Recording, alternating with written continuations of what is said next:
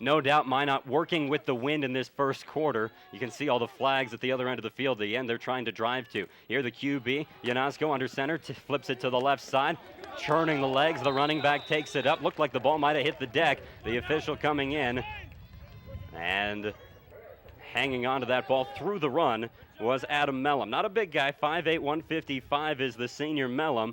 But he has picked up a whole lot of yards this year, over 1,100, along with 18 rushing TDs. There he gets a 4-yard gain to start, 2nd and 6. Dropping back, Yanosko, toss to the left side, a little short, incomplete. Trying to reach down was Van Dusen. The starting wide receiver couldn't get to it, and Yanosko, by comparison to the other quarterback, Fishers, 62% in his completions, 47 for Yanosko. It's been a bit of a struggle for the sophomore in his first year quarterbacking the varsity squad. He hasn't gotten a chance to use his legs yet. Here, receiver each side. He's under center with 2 men behind him. Man comes in motion. He fakes the handoff, looks to keep it at the start, hitting the backfield, now tries to turn it up the sidelines. He lowers the head to get the first down. Now, I got to be honest, that is a great call from Coach Holman, and here's why. What it does is it takes a young quarterback and allows him to get some confidence with his feet. That foot confidence, Yanosko's shown that he's got the feet to do it.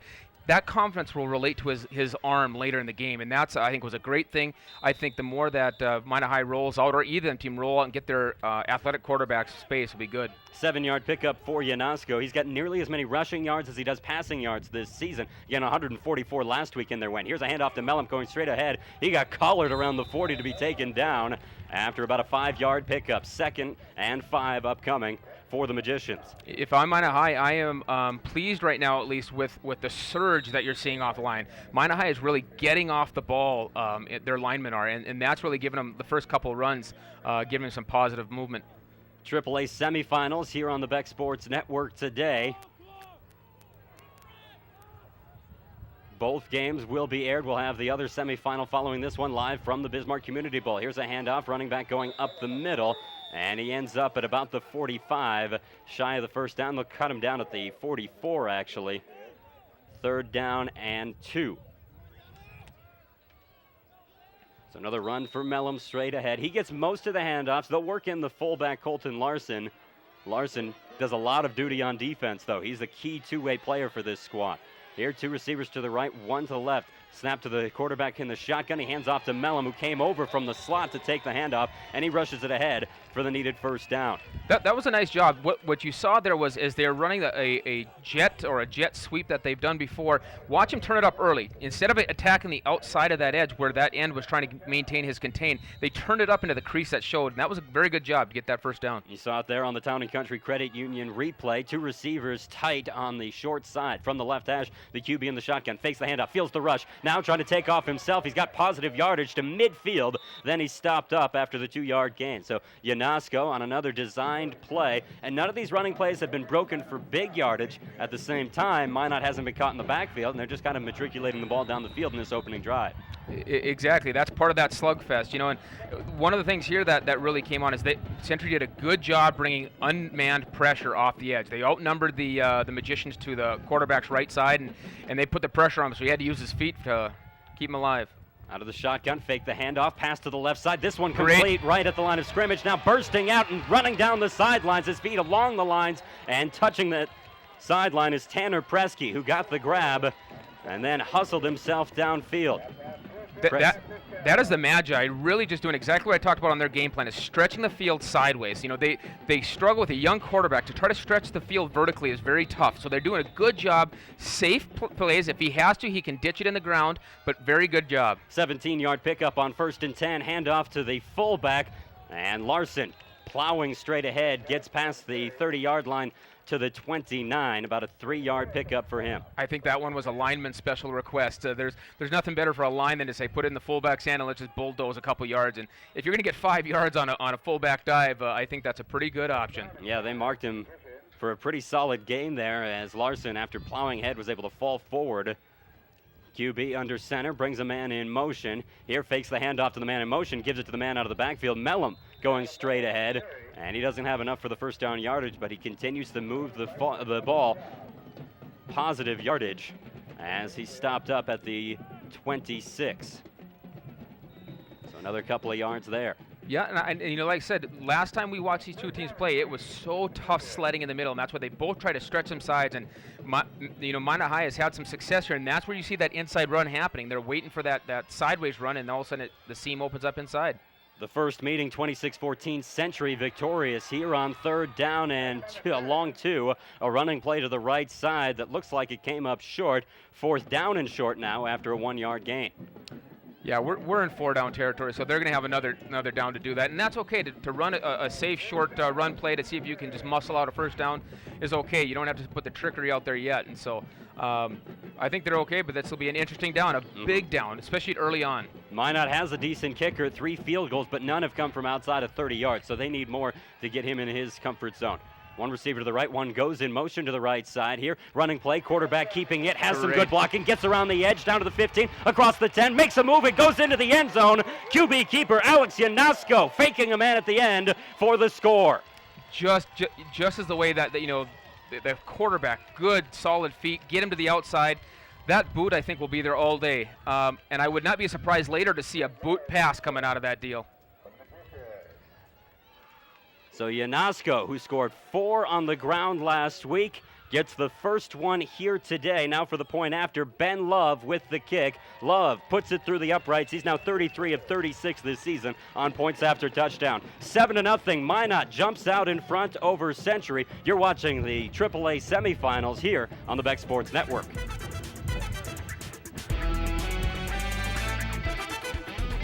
I cannot recommend that as a first down play that I would try. Here, handoff to Mellum, running left side as the offense right back on the field. He spins around after a couple-yard gain. 2nd and 8 coming up. Magicians having to deal with quite a lot this year. Like so many in Minot, battling the flood of the Mouse River. Coming up during our halftime report, we will have a feature on some of the Minot players and how they've dealt with the atrocity that happened there. Here's a deep throw downfield. The intended receiver got tripped up along the way. Mellum, the running back, was trying to leak down the left sidelines. He falls. 2 defenders can't get to the ball either. It's just an incomplete pass for Yanosko. Yeah, I think they're going to say that his feet got tripped up versus any kind of illegal contact or something like that. Looking over to the sideline is Yanosko trying to get the play call as the coach yells it out. Barry Holman in his 7th year leading the Minot Magicians. A coach, Brad, that you know pretty well. Yeah, I worked with him for a while, and it was a great thing, and it is. He's having a great year. 2 receivers each side. Yanosko dropping back now, sees an opening and takes off. Not a designed run play, but he makes some hay, getting the first down and more all the way to the 35-yard line. You know, they say in big games like this, it's not necessarily the most skilled team or the team that has the best this or that. It's the team that comes to play and makes the breaks go their way. Right now, Minot High is making that work for them. There's a lot of football game left, but I can't disagree with that. 12-yard run there from Yanosko, and the hit comes. 2 receivers each side. Yanosko in the shotgun again on 3rd and long. Here, flushed out of the pocket, rolls to the left side, trying to pick up the first down with his feet. Gets the edge, but doesn't have enough for a first down as he's forced out shy of the 25. Needed the 26. I think he just got across the 30 or just shy of the 30. Yeah, but again, like I said, we're in 4th down territory. So yeah, they get another play, and that was as much as you say he didn't get the first down, but that was a great play. And if I'm Barry right now, I think I'm going to roll him out, let him. 9:10 remaining in the second quarter. Yanosko takes the snap, looking to run immediately. Stiffs arms a defender down to the ground. Now picks up positive yardage after it. Had no trouble pushing Robert Donor down to the ground. Outstanding play that time by Yanosko. And great body balance. I mean, to be able to come across that off one leg, as you see here, he comes and shoots out and takes out of the underneath him, and pretty good job. Yanosko with 3 yards on the pickup on 2nd and 7 now. Minot will try and move the chains. Yeah, them ones got to be frustrating for a defense. We make the right call, you get to the right position, and we just got to grab cloth and hold on a little longer. One of our keys to the game was tackling for Century, and I can't imagine Coach Ron Wingenbach was happy with the effort there. Here's a running play towards the left side. The ball carrier carrying defenders along with the ball across the 35-yard line to about the 37. Yeah, that was a nice job. You know, the way in which the line stretched Century sideways and then got their vertical push. They did a good job, and Century is doing a good job flying to the ball. It's just holding on. Minot looking to pick up the first down. If Minot has a vertical threat, now would be a great time to use it.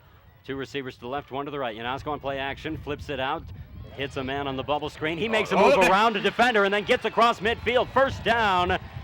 Outstanding play by Tanner Presky, who uses a juke move to pick up far more than the first down. And what was nice about that is they got the ball to an athlete in space. You can see him sitting all by himself, and all he had to do was make that guy guess.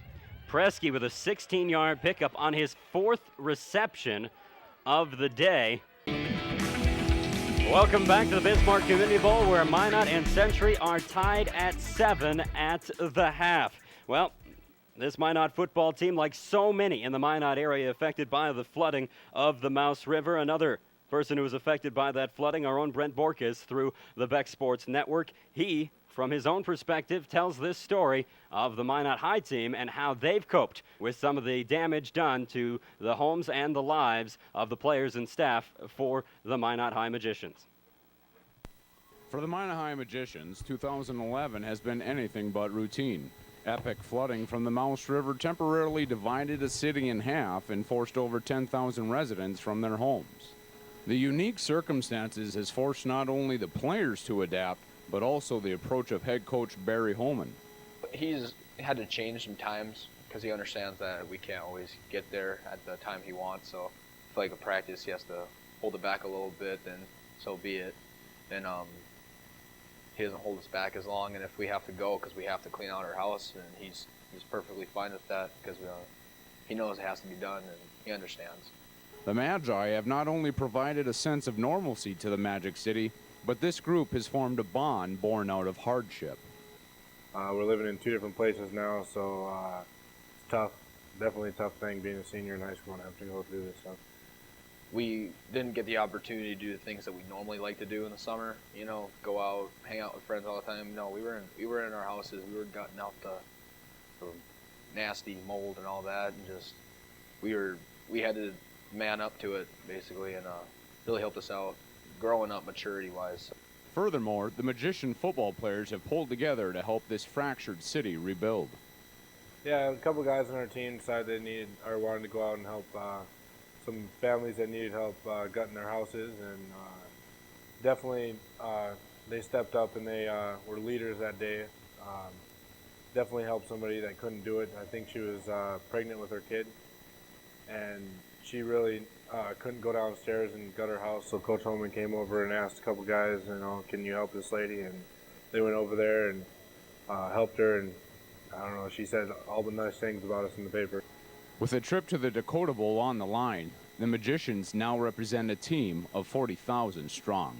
It'd mean everything to everybody on this team. Considering what we had to go through this year, the city definitely deserves a state championship, and we feel like this year we have the team to get through that and hopefully get us one. For BEK Sports Network, I'm Brent Borkus. Good job. 2 receivers each side, QB in the shotgun as the Magicians work on offense. Here, handoff to Colton Larson, and Larson finds little to no territory to run on. We're in the 4th quarter here. It's brought to you on the BEK Sports Network by Dakota West Credit Unions. And this is a 7-7 ball game between 2 teams that combined average 58 points per game. And Brad, it's one of those things where you can beat up on some teams during the regular season. When you get to the postseason, you get a better feel for what kind of team you really have because you're facing that higher competition. Exactly, and it's so intense, and everybody's playing to that high level of skill. So, yep.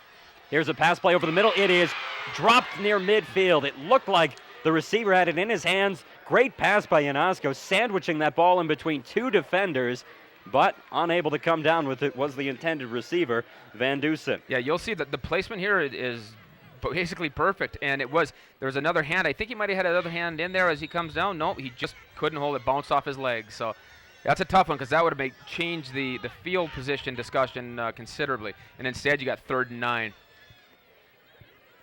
So a 1-yard run followed by the incomplete pass, and as you mentioned, 3rd and 9 coming up. 2 receivers on each side. On the short side from the left hash, QB in the shotgun. Yanosko pressure. looking to pass. He steps up around the blitz along the edge. Now works towards the sidelines, tries to stiff arm and slide by a defender, but he can't get past Dylan Pierce. Nice job by the outside linebacker for the Patriots to rip the QB down to the ground. Otherwise, I think there was enough open field in front of him that he's got the first down. I would agree with you 100%. And actually, he did scramble to the right position because he scrambled back to where that pressure came at him from. So by doing that, that's, as a quarterback looks to scramble, if they feel pressure from some direction and they get away from it, remember that that's probably where the open field is. 5-yard gain. They needed 9, so 4th down and 4.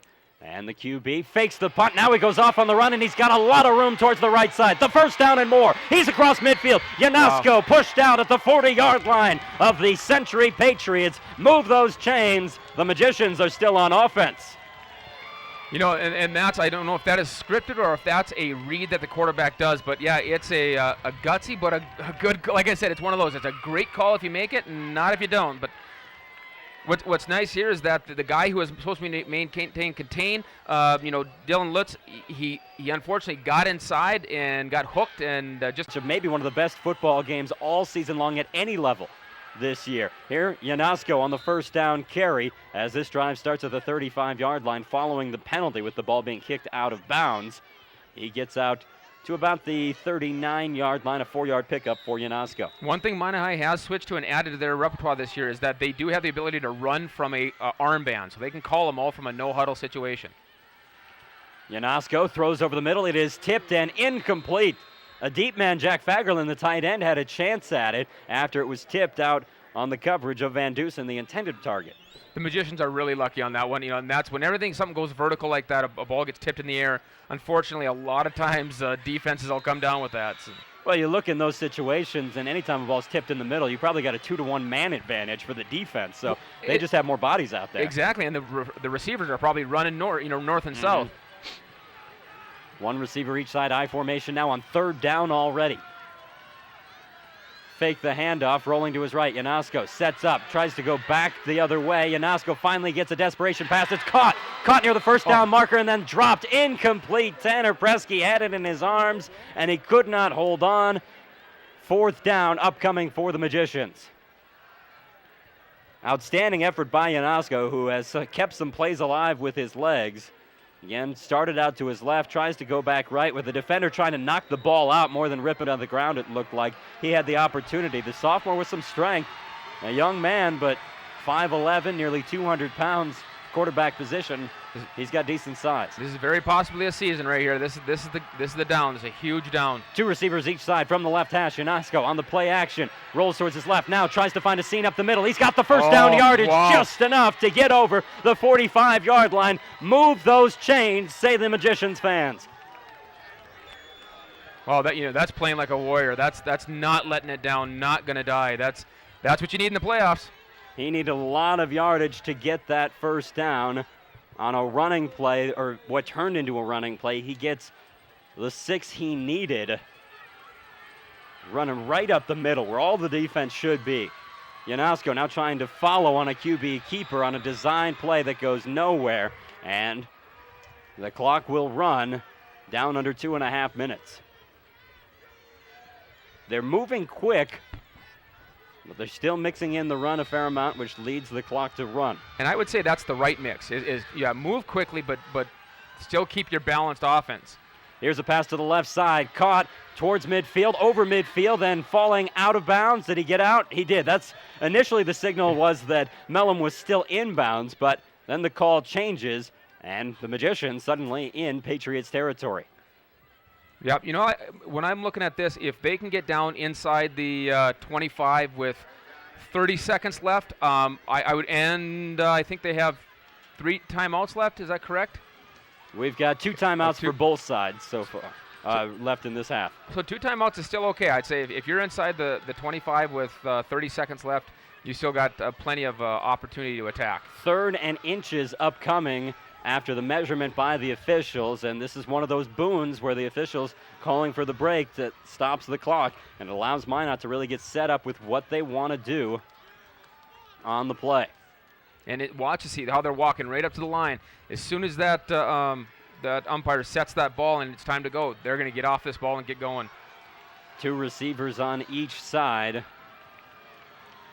Yanosko doing a nice job in this hurry-up offense right now for his squad. I would look for a bubble throw, possibly look for a throw to the side to one of them offset receivers here. Yanosko gets under center, goes for the sneak. They just want to get the first down. That gets them a couple extra yards, and it stops the clock after almost no movement on it. Yeah, that was a good call. I think Yanosko read that. They were looking, I could tell by the eyes on the receivers there. They were looking inside for something there, and he saw something inside and took it. So Yanosko. That's pretty good confidence for a sophomore, huh? Yeah, absolutely. He's shown it throughout the day. Here he fakes the handoff, now rolls back. He's got a defender chasing him, gets a good block. Yanosko still looking for help, throws downfield. It is thrown out of bounds, incomplete on the first down play. 2nd and 10 coming up.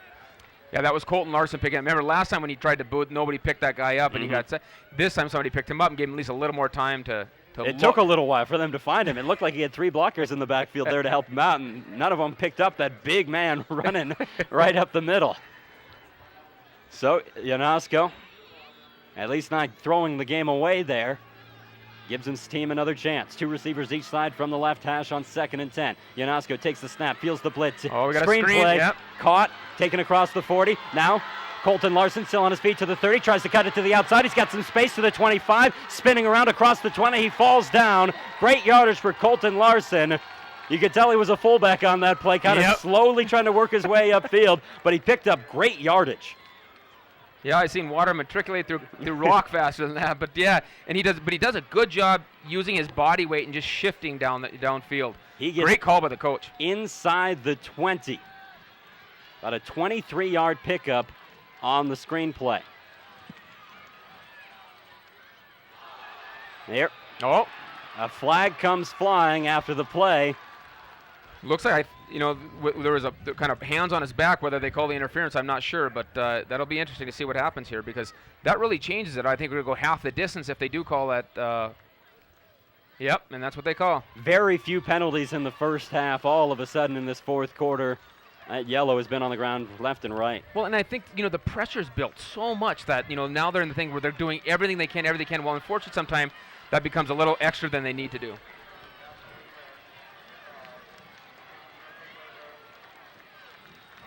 After the penalty, 1st and goal from the 9-yard line. 2 receivers left, 1 to the right.